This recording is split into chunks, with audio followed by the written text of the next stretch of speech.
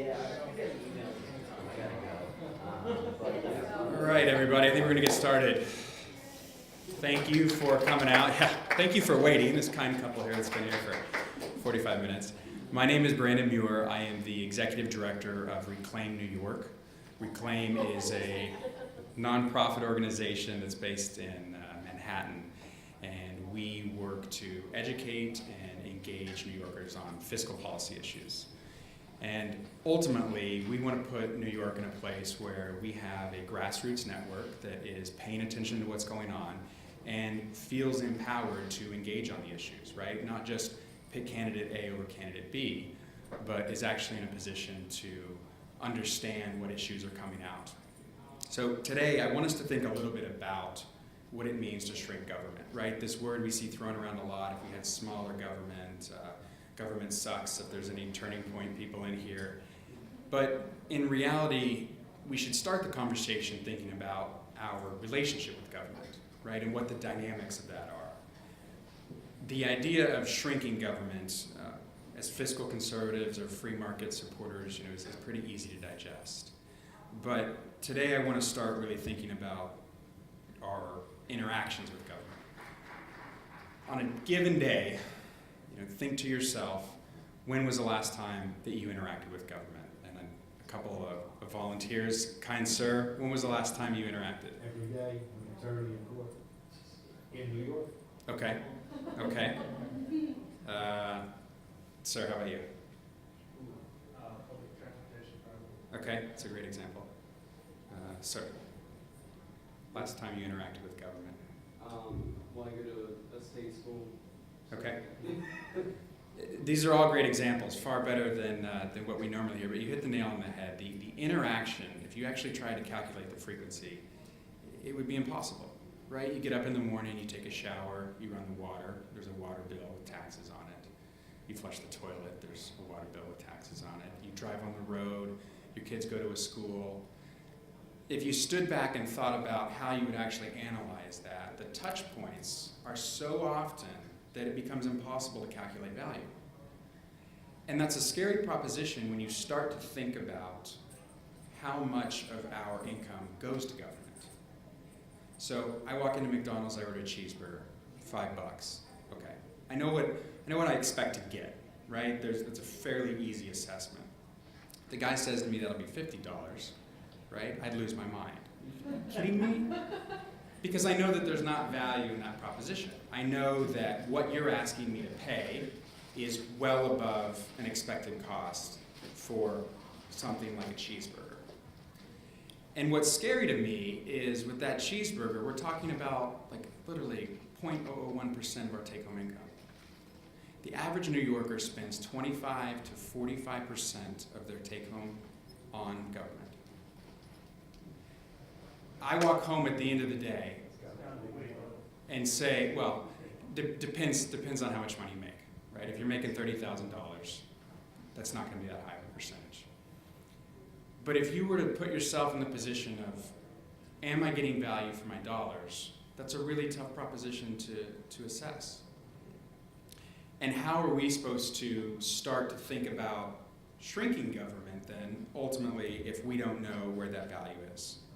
So Reclaim New York spent the better part of a year and a half trying to answer that question. We built a really disgusting model in an Excel spreadsheet that used consumer expenditure survey data and Census Bureau data, and we took median income points all across the state and tried to figure out between income, property, sales, and excise taxes, what's my all-in cost? So we built this model and we got to the point where we could recognize what that looks like. But then we realized that's not the whole story, right? Because government drives up the cost of everything else. For that truck to go across the bridge to get into Manhattan, right, they're paying extra for the gas, they're paying extra for the bridge, and then ultimately I'm paying extra for my cheeseburger. So when we built this model, we knew that if we're talking about substantive change, it's not enough to simply have the policy in place, right? We don't lack public policy right now, which would put our state of this country back on track. In fact, we know exactly what policy we need. The people at Heritage and at Cato and Manhattan Institute do amazing work. And they put it into that 80-page white paper that's well-researched and well-written. And we all know that if we could just implement that, our country would be in a better place. The problem is, of course, we can't implement that. Not enough people understand why 15-hour minimum wage kills jobs for low-income, low-skilled workers the most, right? It sounds great, right? There's a messaging around some of these ideas, which is, in all fairness, not easy to overcome. So we wanted to take the approach of, let's start with sort of a shock and awe approach to how much does government actually cost you? We called it your wake-up cost. What does it cost every morning to just get out of bed and put your feet on the floor? The family you see here is the median income in Port Washington, $106,000. Now, $106,000, you're twice the national average. This family is doing very well compared to the average American at $55,000. Yet, despite making double the average family, they've only got 4% left. In New York, we are left with a tax system which is structurally broken. Because anytime you're doing twice as well as the average person, and you've got 4% left, now mind you, that's before 401k, college debt, college savings, vacations to the beach. The equation starts to come into question. It doesn't work. So our organization wants to take this information, and over the past 3 years now, has put this in the hands of New Yorkers who don't have time to read the 80-page white paper. And frankly, even if they did, it's written at a 15th grade reading level. Right? In New York, we average 7th grade. So one of the take-homes I want you all to think about today is when you go back and you leave this conference, ask yourself who in your state is doing this work. And to be very clear, this is not saying we don't need the heritages of the world, but we need someone to translate that information. We need someone to package it in a way that's digestible. If you take the plight of the recent grad, so $48,707, that's the average starting salary for recent grads in 2016 who get a job in their career of study, in a field of study. So we're at a pretty tight spot here. But that college grad is going to pay 24% in taxes for income, property taxes at 6%. What we found when we were going through and researching people's understanding of taxes, we said to a room like this, how many people in here pay property taxes? Right? All the homeowners raise their hand. If you're a renter, I assure you, you're paying taxes. Right? Your landlord is not going to be the Santa Claus and pay that for you. But again, we don't recognize that. We don't get a bill from the government. It's just built into our rent. Every time you buy gas, every time you buy cigarettes, every time you buy alcohol, right? It's all built in there. And again, we get back to this idea that the touch points are so immense. How can you possibly get your hand around enough's enough, right? We can't look out at that bridge and say, well, it was a $350 million bridge, but we got a deal because it should have been $355 million, right? That's not practical. You need organizations that focus on distilling information so you're in a place to make more informed decisions, not only when you go to vote, but more importantly, the day after. The day you start engaging elected officials who understand what your needs are, right? And I think we're seeing that on a very large scale right now, both from the left and the right. People are showing up to town halls and they're engaging. And I think that's a great thing. Our organization supports that wholeheartedly. The first practical solution I really want to share and drive home today is that it's not enough to elect good people, right? We have to educate enough people. Take New York State last year. The Senate has a Republican majority. We passed 15-hour minimum wage. We passed paid family medical leave, right? I can give you a host of bills. At the federal level, we've had Republican administrations where the debt ballooned, the employee rolls ballooned. And I have no belief that simply doing our job on election day is sufficient. It is necessary, but it is not sufficient. And we have to keep that in mind because that's really the day after the election. It's when our job starts. In New York, when we do these trainings, as a nonpartisan organization, we really focus on this idea that it's not about standing up here and telling you that 25% is too much to pay in taxes or 30 or 45. My role and the role of the organization is to set the table for you, to distill that information so you understand when you go to make a decision or you go to vote, what you're voting Unfortunately, in New York, we see people believing they aren't getting enough value. And the best way we know this is because we don't compete well with other states. The 48,707 recent grad, I want to build two ideas. Takes a job in Dallas County, Texas at 22. Takes a job on Long Island, 22. The first quasi-big life moment he might have is buying a home. The median income home on Long Island is a $382,000 home. You're going to need about $80K down to cover your 20%. Now in Dallas County, it's going to be about a $175,000 home.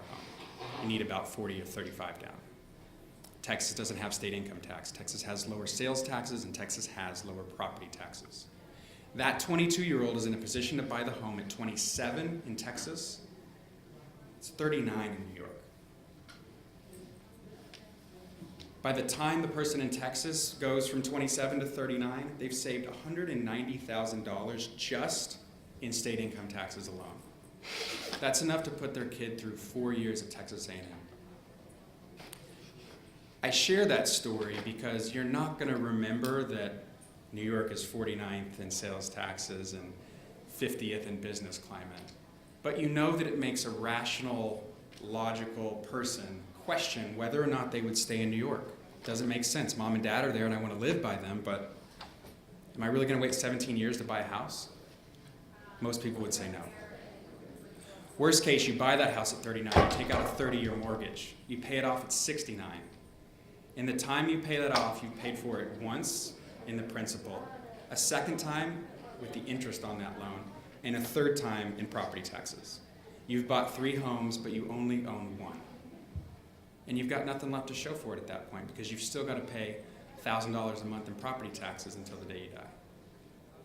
So we tell these stories, again, partly to freak people out, right? We want people to be aware of the facts, but we want people to be empowered because it's not easy to sit around and study this stuff all day, right? We don't have time for that. But we do have stories because we know people are leaving, we know people are moving away. And there's a variety of other stats I could go through about New York, and I could say the same about several other states as well, right? If you live in Florida or you live in Texas or North Carolina, you don't have a lot of these issues.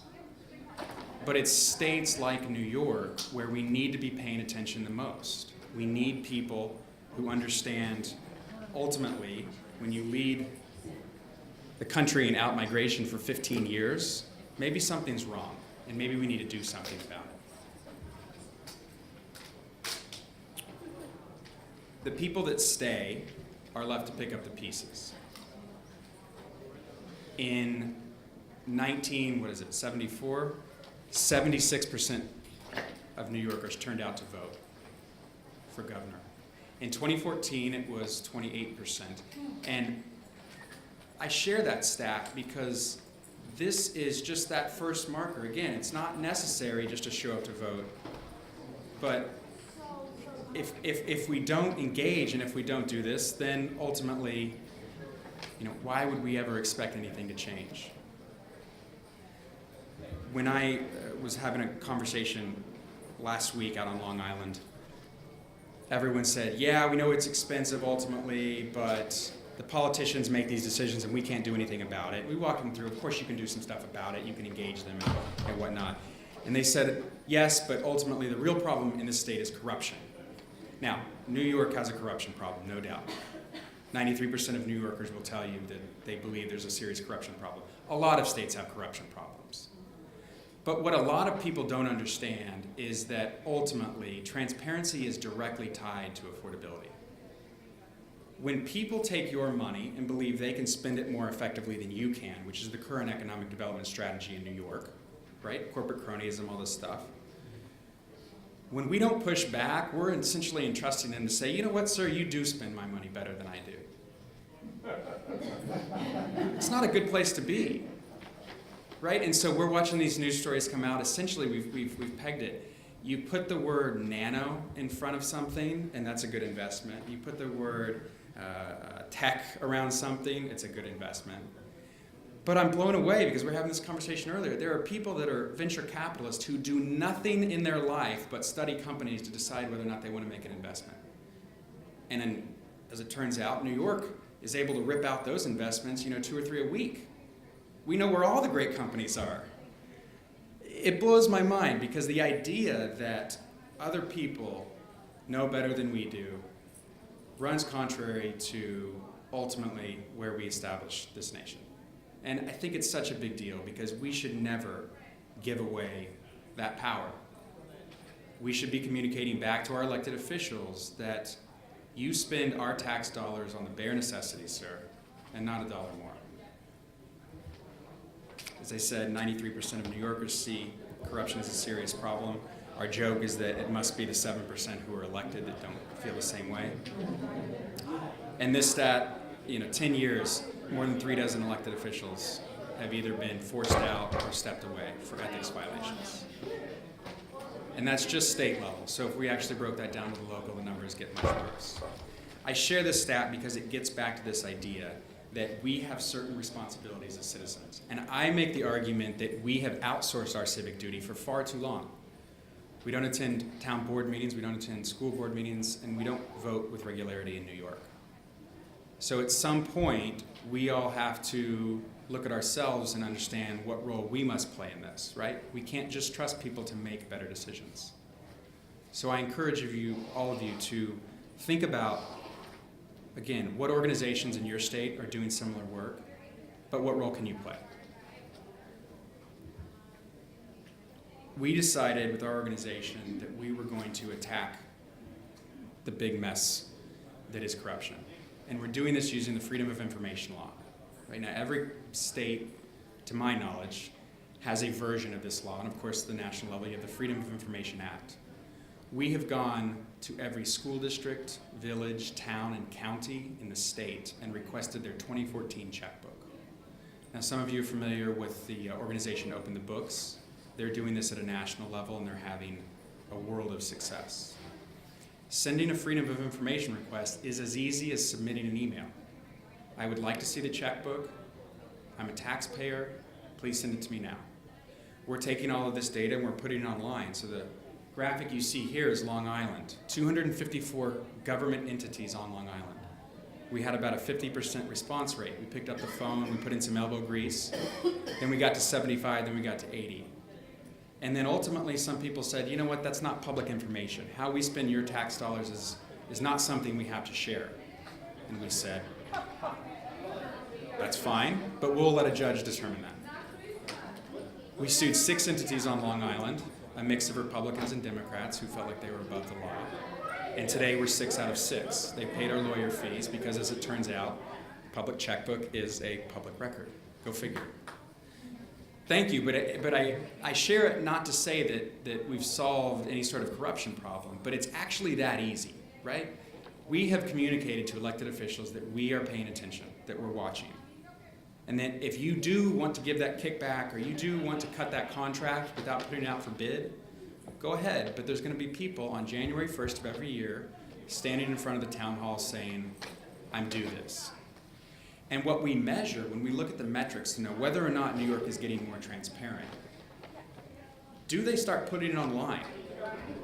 Take a guess out of 254 entities, how many of those put their checkbook online before we came to town? One.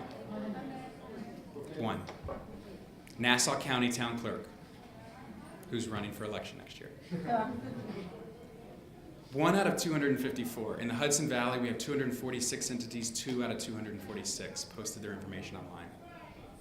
There is not a culture of transparency. And the second piece of this is once we educate citizens, taking civic action requires a certain level of transparency. It is our right to demand that, and by doing so, we put elected officials on notice. We're watching, we're here. And that's a really important first step. It's not going to solve the problem, but you have to take that first step, and it actually is that easy. Long term, our goal is citizen-driven oversight. I spoke with a gentleman earlier who worked in the district attorney's office. Getting back to this idea that we have outsourced our civic responsibility, I think it's false to believe that attorney generals and district attorneys and the czars that we put in place and the ethics commission, every state's got 2 or 4 or 7 now, are going to solve this problem, right? Mathematically, it's impossible. You're going to take a handful of political appointees and public officials to oversee what in New York is about 250,000 public employees. I don't want those odds. When you look at it to analyze how we would go about solving that, we said, well, what if we had citizen owners? What if my kids go to that school and I become a citizen owner to just watch that one school, right? I need 254 people on Long Island that I'm going to empower through the Freedom of Information Law to attend their town board meetings and to report back. And it's growing. We conduct civic trainings 2-3 times a week. 8 people, 10 people, 20 people. We were in Binghamton 2 weeks ago. We had 93 people in a room. And these are all activities that you can do on Friday night. You'd rather be watching cats fall off pianos, but if you can give me 15 minutes, we can make it work. But I encourage all of you, again, simply showing up is that first step, and it puts people on notice. We created a civic engagement in your pajamas class. One of the things that surprised us when we talked about freedom of information law, it is as easy as sending an email, but that's a big step for some people. Not the sending the email part, but putting your name on a document that goes to government where you demand something. Not everyone's comfortable doing that. So we learned in our first year that we had to lower the bar even further. We put a tool on our website that effectively automates it. I type in Brandon Muir, Town of Huntington, checkbook, send. It's basic technology, right? We throw the text in the middle. And then we get the macro level data. We know now every time one of these gets sent, we're going to call that person in 5 days. And I'm going to say, excuse me, Mrs. Smith, did you get a response from the town of Huntington? No, I did not. Thank you. And then we go to Facebook where we have 107,000 people following us and we say, excuse me, town of Huntington, I'm quite confident that Ms. Smith submitted a request last Monday. It's been a week. You're overdue. It doesn't cost us $1. They don't like it. I swear my face is up on dartboards in town clerk's offices all across the state. But the point is, these are tools that we can use that don't cost $1. So I encourage all of you to think about that. The practical solutions: invest in educating people. Make citizen activism easy again, right? Let's dumb this down, let's distill it, whatever you want to call it. And then ultimately, it's stories that people are going to remember, not statistics. So 1.8 million people have left New York in 2000 or since 2000. When you go home tonight, don't remember that. It's depressing.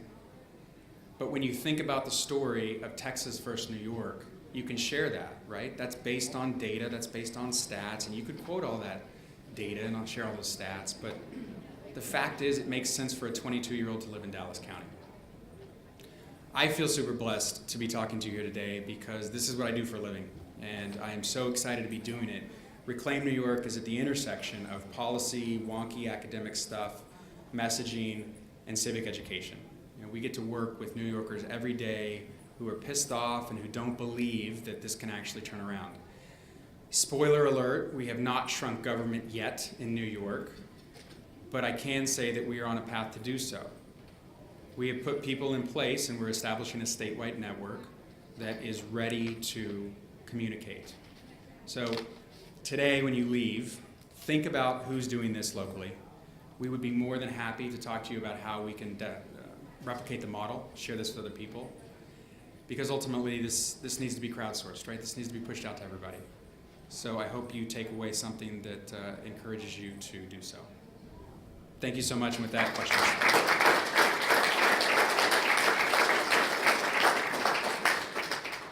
Yes? I came in late, I'm sorry, there was a holdup out there. There was a line I heard.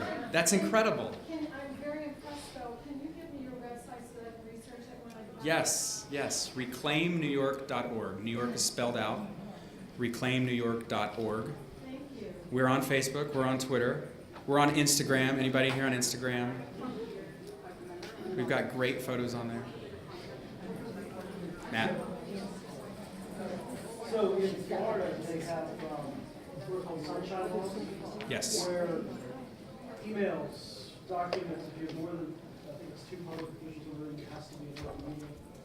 Have you guys thought about pushing that in New York? Like, so I mean, literally in Florida, if a state official sends an email, you can see it the next day, and you can get it. It's all, and I just, that seems to help. The Freedom of Information Law at the national level was passed in 1974. New York passed their law a year later. So they were actually on the vanguard at the time of transparency. Every year since then, the legislature has exempted themselves from the law. So parts of the governor's executive office are included, but there has been 3 transparency ethics reforms passed in the last 4 years, 3 separate laws. And I don't know at what point we are going to realize that you don't legislate ethics, right? You're either acting in an ethical way or you don't. So to your point, yes, we have, through the 501c4 that we're about to launch, we have a great bill ready to go that would bring transparency into the 21st century for New York. That alone, in my opinion, is still insufficient. I think at the core, if there's not people there to push behind transparency, it creates a shell, right? And we've seen that. They've passed 3 laws in 4 years that have no teeth, that do nothing. Excuse me. I just don't put my faith in simple legislation to be the larger panacea. Yes? Ma'am, sorry, did you? Yeah, we're from Ohio. Josh Mandel started a relatively new checkbook. Yeah. Any state organizations checkbooks to make them transparent and available to people. But it's like you're saying, it's almost like the people in towns have to demand them. So I guess that's what's you say you can't legislate it, but Right. Josh Mandel's a rock star. He was at our launch on Long Island. oh, was As transparency leaders go, he is light years ahead of the rest of the elected officials at the state level. we all know he's running for the sheriff around the spot, so. Right. I wish him all the luck. But let us down. So what I'll say, that the beauty of that platform is that it's so simple. And the data that they pulled out of that now, and the corruption stories they found of Department of Ed dollars being spent at Victoria's Secret, and I mean, trips to Vegas, and it'll make you blush. But that approach, because he was the state controller, can go top down. In a state like New York, where we don't have the same level of transparency, we've decided to work from the bottom up. What I argue is you really want both. But when you look at your tax bill, for instance, if you make $100,000 on Long Island, 33% more or less is going to be going to federal, 33% is going to the state, and 33% is county level or more local. So it's a big chunk of money that is being ultimately spent by people that are getting elected with hundreds and thousands of votes, right? Not tens of thousands of votes. So your school board, through your property taxes, right? We all think of school board elections as someone else's issue. In New York, you're looking at 80% of your property tax bill goes to schools. So that school board election is a really big deal. But it is a great tool. OhioStateCheckbook.com, I believe, is the website. And they run on the OpenGov platform, which a lot of local entities are starting to use now, and we encourage it. So. Other questions? Yes, sir. Yes, sir. They were.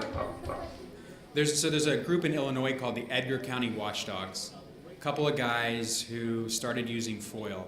They've partnered with the group I mentioned, Open the Books. The 2 of them were really the ones that started this movement. And, they didn't have a background in this stuff. They just started sending requests and saying, I want to see this information. And part of our, the map you saw on Long Island, part of our hypothesis here is we have a transparency law, but it's not observed. Because ultimately, if that town clerk doesn't respond, you appeal, you wait 10 days, and they don't respond again, I'm forced to take them to court. Our first court case on Long Island, we sued 3 entities, cost $7,500. Now you tell me how many citizens are going to want to spend $7,500 to find out what their town's checkbook is. It's not realistic. I feel fortunate that we're in a place to do that and ultimately push back and say, we want the legal fees as well. one, so we can do it again, but two, you should know that there's a penalty stuck to this idea that I don't have to be responsive to my citizens. So those guys, have done great work, and they have found so much corruption just in Edgar County, that it'll. Well, in Illinois, they found over 180 elected appointed officials. There was a community college called Two-Base County, Right. and they were after that, and they found the leader of the college Lake County board, the third largest county in Lake County. So, That's I awesome. don't know if there was any other people that you're aware of in Illinois, but Not in Illinois, and again, you've got one of the most corrupt states in the country, so there's that. But you've got a great team there as well that's working on that. Thank you.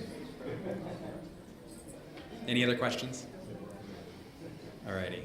Well, thank you again so much. I appreciate it.